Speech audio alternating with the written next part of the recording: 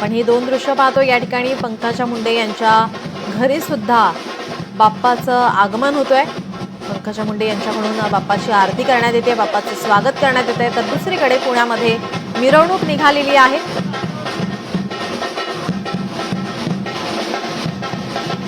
पुण्यातील श्रीमंत भाऊसाहेब रंगारी गणपती ट्रस्टचे विश्वस्त उत्सव प्रमुख आणि युवा उद्योजक विनीत बालन यांनी आयोजित केलेली ही मिरवणूक आपण पाहतोय। राज्यभरामध्ये गणेश उत्सवाची धूम आपण पाहतोय। पंकजा मुंडे यांच्या घरी सुद्धा बाप्पाचं आगमन होतंय।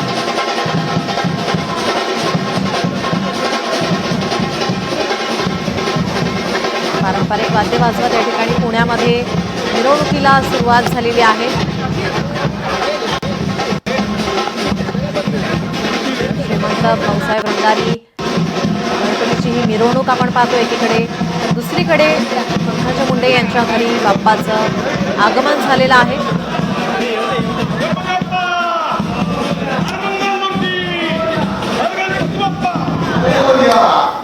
मूर्ती गणपती बाप्पा इकडे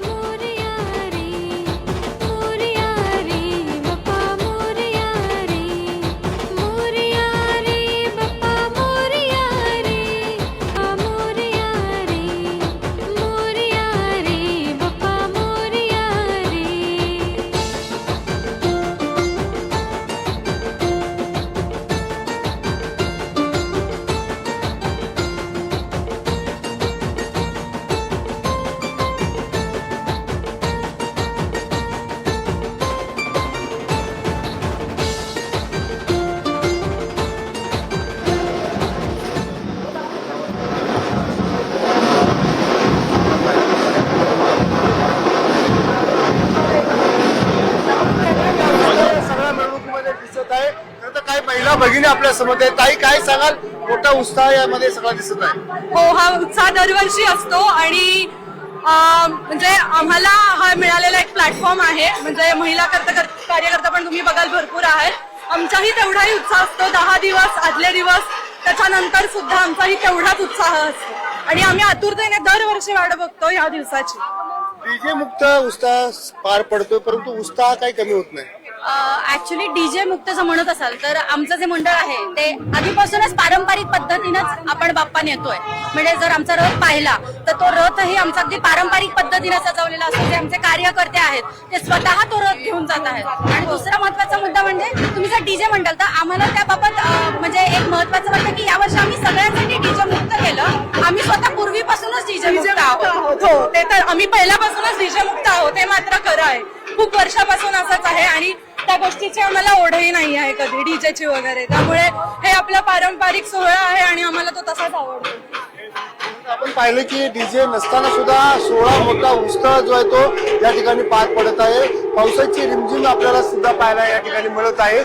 बाप्पाचं आपण बघू शकतो की विराजमान सध्या दर्शन पुणेकर या लोकशाहीच्या माध्यमातून आपल्या घेत आहेत। लोकशाहीमध्ये चंद्रशेखर बांगे, पुणे।